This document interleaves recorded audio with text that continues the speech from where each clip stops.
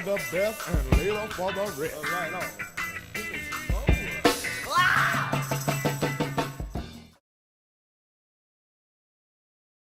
It is a silent, humble hero that has shaped human civilization for millennia.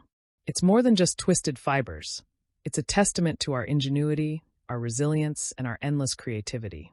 From the earliest whispers of humanity to the high-tech marvels of today, yarn has been an unbroken thread connecting us all.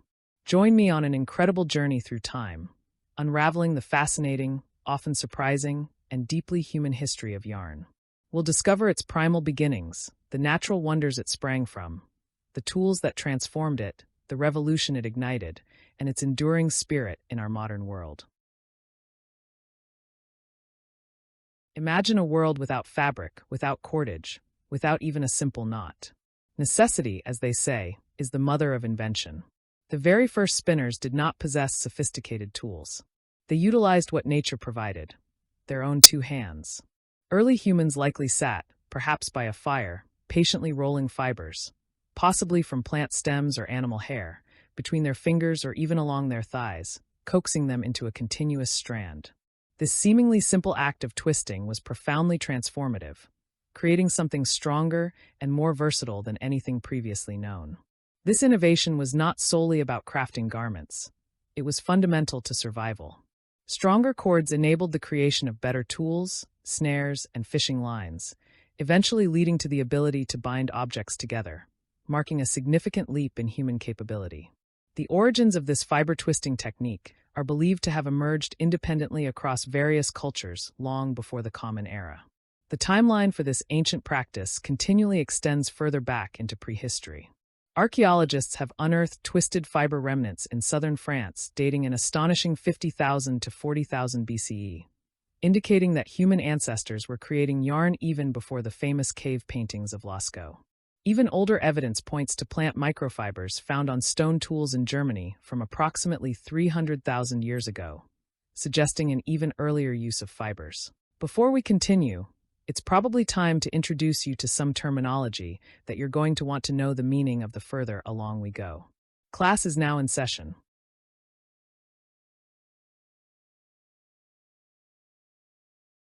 Moisture wicking refers to the ability of a fabric to draw moisture away from the body and move it to the exterior of the material, where it can evaporate more easily. This property is particularly beneficial in outdoor and active wear, as it helps keep the wearer dry and comfortable during physical activities. Moisture-wicking fabrics work through a process called capillary action, which spreads moisture over a larger surface area, allowing for quicker drying. These fabrics are often lightweight and do not retain water like cotton, making them ideal for sports and exercise.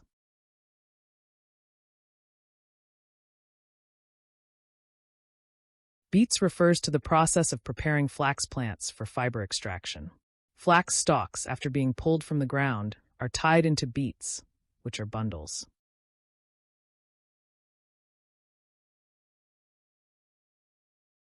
Retting is a controlled rotting process in warm water to separate the inner stalk from the outer fibers. I'll put it on the red and we'll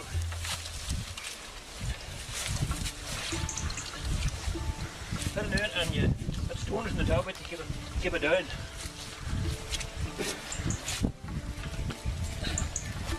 And keep it on here now for roughly up to 7 to 11 days, maybe more, according to what you take it out then and you take it out then and you break it, and if it breaks clean and the skin, the outer skin comes off it, that's ready for taking out and shredding. That's then after that. Following this, dressing involved breaking, scutching, and hackling the flax to clean and prepare the fibers for spinning. The first step in this process is using a flax break to, well, break the core to free the fibers. As you can see, the flax is really stiff when you start and then softens more and more. Next up, you grab a scutching knife, or sword as we call them in Swedish, which I think is much more fitting and cool. And you use this knife to beat away the inner and outer boon from the fibers. Once the scutching is done, it's time to heckle the flax. This is the process that separates the tow from the desired fibers, and the tow is basically the short, crappy fibers and the small bits of which still left. As you can see, we start off with bigger tines on the heckle and then move on to finer heckles as we go along. The tow is saved separately and can be used for, amongst other things, isolation. And yes, to those of you asking yourself this question, this is indeed where we get the expression heckle sewn from.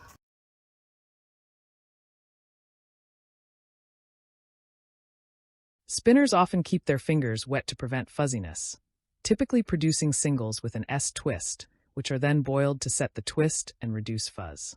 This detailed process demonstrates an early understanding of material science and the ability to manipulate natural properties for desired outcomes.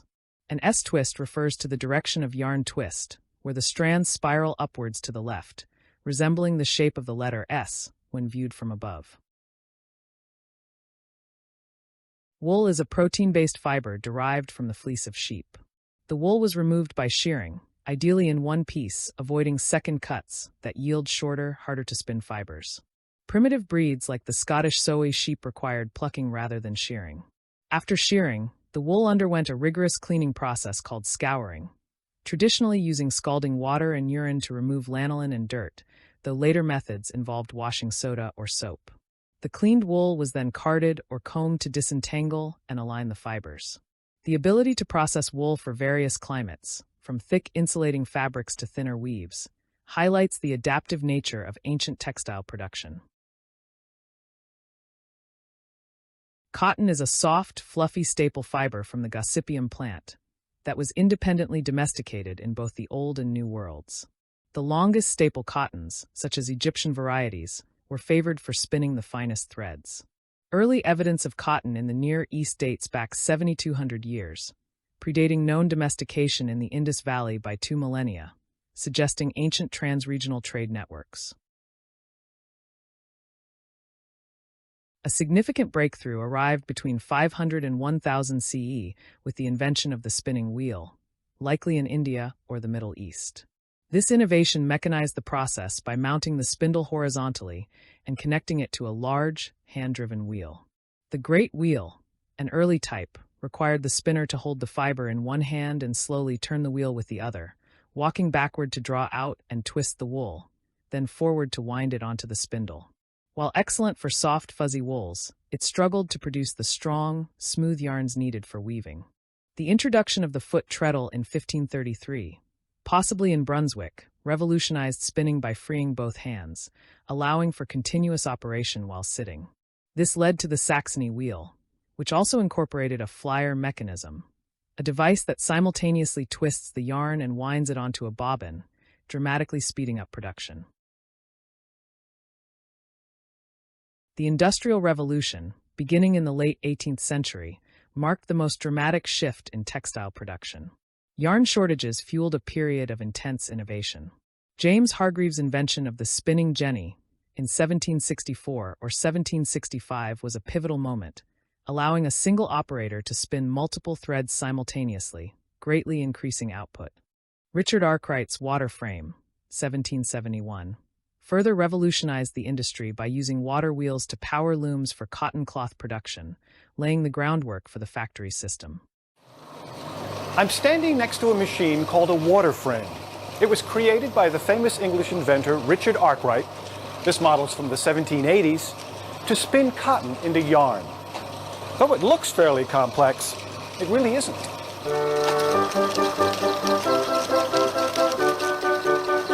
It runs on water power, just like the carding machine and saw blades we saw earlier. The cotton in the top spools is drawn out by the action of the machine, which twists it nice and tight, and then gathers the yarn onto these bottom spools. It works just like a hand spinning wheel.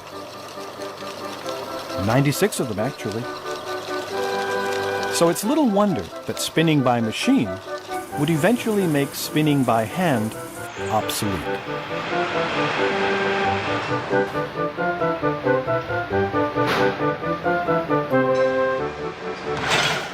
In no time, spinning mills began springing up all over England.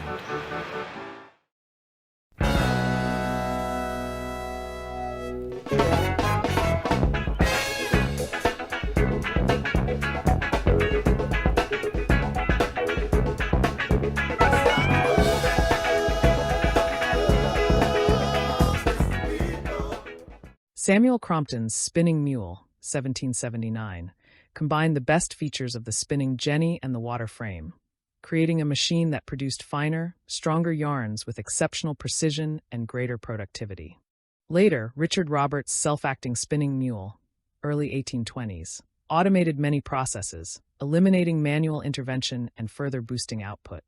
These inventions, including Robert Fulton's steam-powered flax spinner in 1795, propelled the textile industry into an era of mass production, nearly eliminating spinning by hand in Western textiles.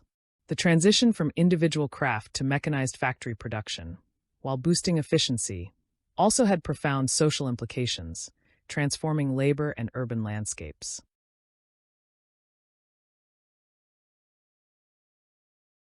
Yarn is more than just material. It's a profound cultural artifact, woven into the very fabric of human society. It has defined roles, driven economies, and told stories across civilizations. Culturally, textiles served as powerful communicators. In ancient Andean cultures, lacking written languages, textiles were the primary means of transmitting images and ideas. Clothing identified a person's gender, status, occupation, wealth, and community affiliation.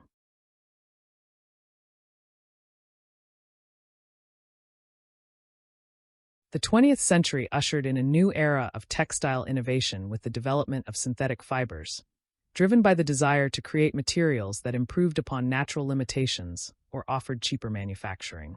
Early attempts in the 1800s focused on recreating natural silk, leading to the invention of artificial silk, later known as rayon, from mulberry tree bark.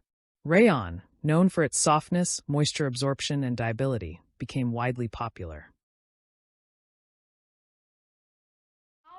Yes, we want to tell the class about it. Well, it's quite a story. We make rayon from wood, you know, but, well, have you ever seen a spider spinning a web? Oh, yes, of course. Well, when we make this rayon fiber, we're imitating a spider spinning a web. The spider makes a liquid in its body. When it spins the thread for its web, it forces this liquid out through tiny holes called spinnerets. This makes a fine thread. Now, you know how silk is made? Yes, we've had that. Well, then you know how the silkworm makes a fiber. Now, we make this rayon fiber in somewhat the same way. Rayon begins as wood. The first step is to break up logs into pulp. This is done here at a pulp mill. In this mill, the wood is chopped up and cooked. It comes out looking like this. Here's a piece of wood pulp. This is still wood, though it looks like blotting paper. Now this goes to the rayon mill, where they put it into tanks. The pulp comes to the mill in large sheets. They put these sheets into a tank.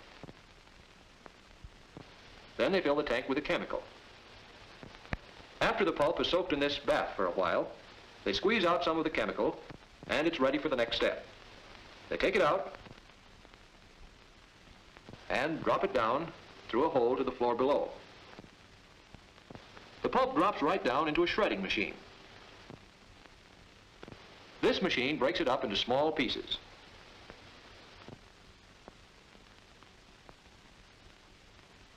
Over here's another shredder just like it. And this man is getting ready to empty it. When the pulp comes out, it's broken up into fluffy crumbs. And if we look inside, we can see the turning paddles that do the work. Now the crumbs go down a chute into a room where they age for a couple of days. Then from the aging room, the crumbs drop into another machine. This is something like a churn. In these, the crumbs are thoroughly churned together with another chemical called carbon disulfide. When it comes out of this churn, it's no longer wood pulp, but something different. We have some of it here. See here? Now the next step is to dissolve this in another chemical.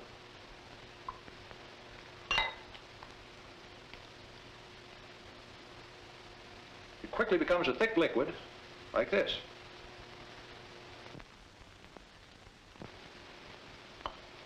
Now we're ready to make it into a fiber. I'll show you again how it works. This is an acid bath. We use this tube as a spinneret. We draw in some of the liquid, force it out through the tiny hole on the end of the tube.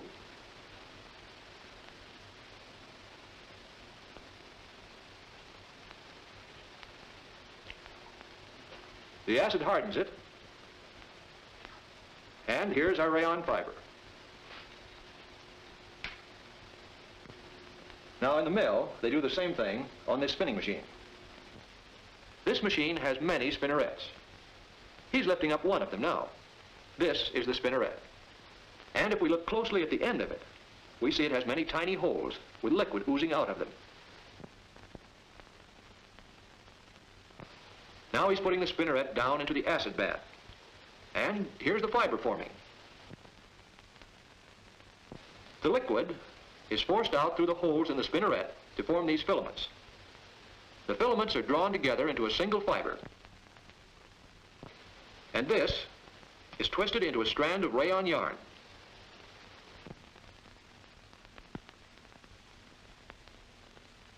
It goes down into this box. These men are taking cakes of yarn out of the machine. They call this doffing.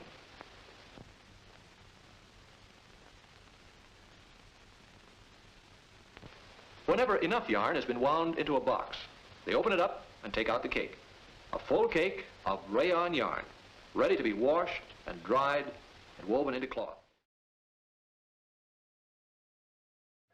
Presto! Once again, the old gave way to the new, to nylon stockings. The material was created by DuPont chemist Wallace Carruthers in February 1935. Made from chemicals found in petroleum, he called it Nylon 6.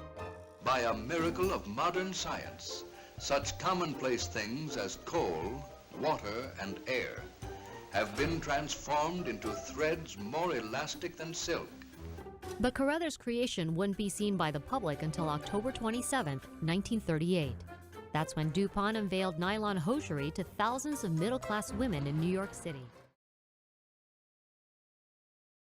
Following nylon, polyester was patented in 1941 and gained popularity in the 1960s for its wrinkle resistance and durability. Skin, it actually makes a very good base layer to remove that water. So to make polyester, it can be made out of recycled or virgin material. Either way, it's generally PET. You have PET pellets, which is plastic pellets, and they get run into a machine to turn into basically long strings. This is using extrusion molding. For this purposes, we're using extrusion molding and turning that plastic into long strings. These strings are then broken down and separated and fluffed to make little hairs almost, little threads. And these threads are then wound up to make longer threads, which is used for the clothing at the end.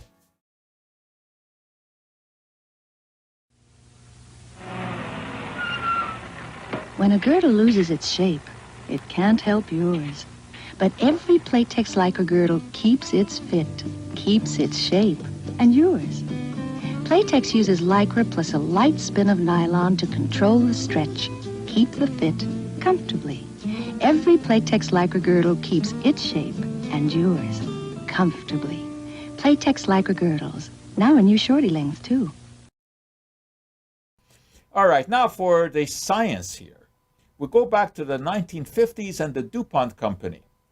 Joseph Shivers was not looking to find some new material for swimwear.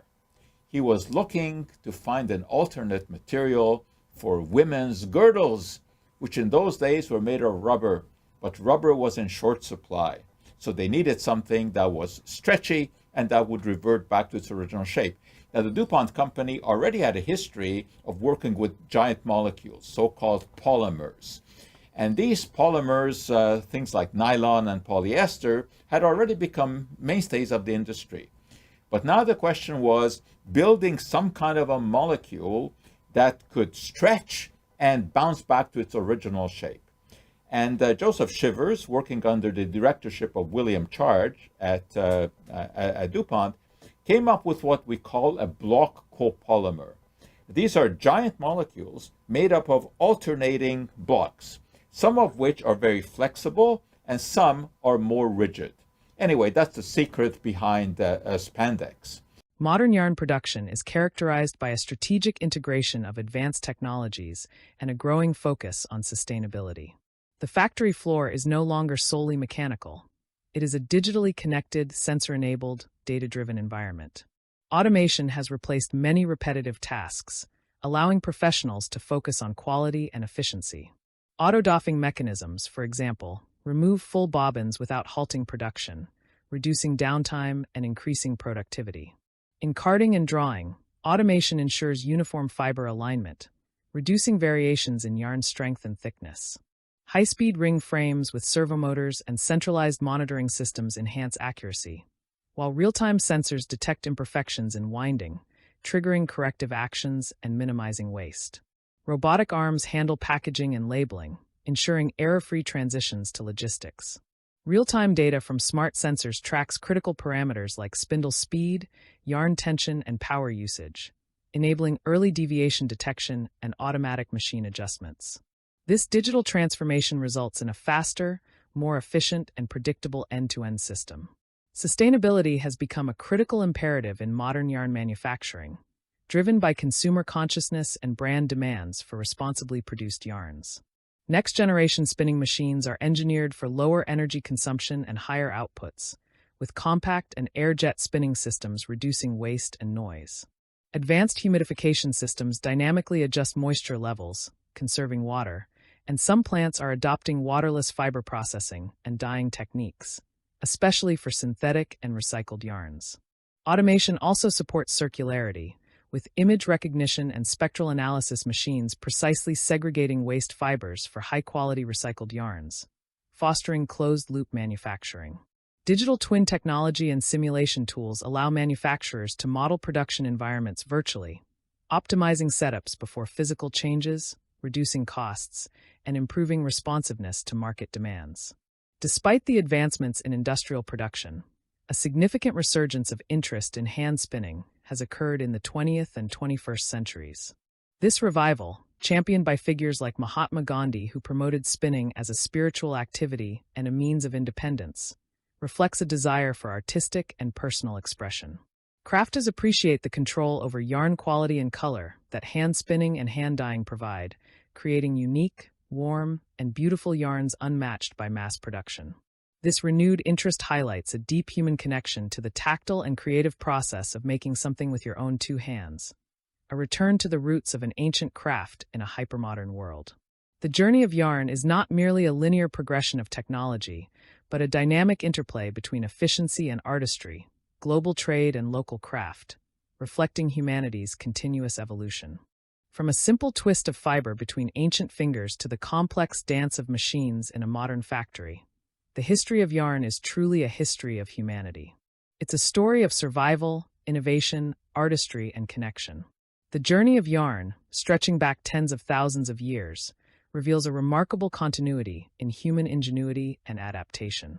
It began with the most basic human actions, twisting fibers by hand, driven by the fundamental need for cordage and coverings. This primal act laid the foundation for an industry that would eventually clothe civilizations, build economies, and become deeply embedded in cultural identity and mythology.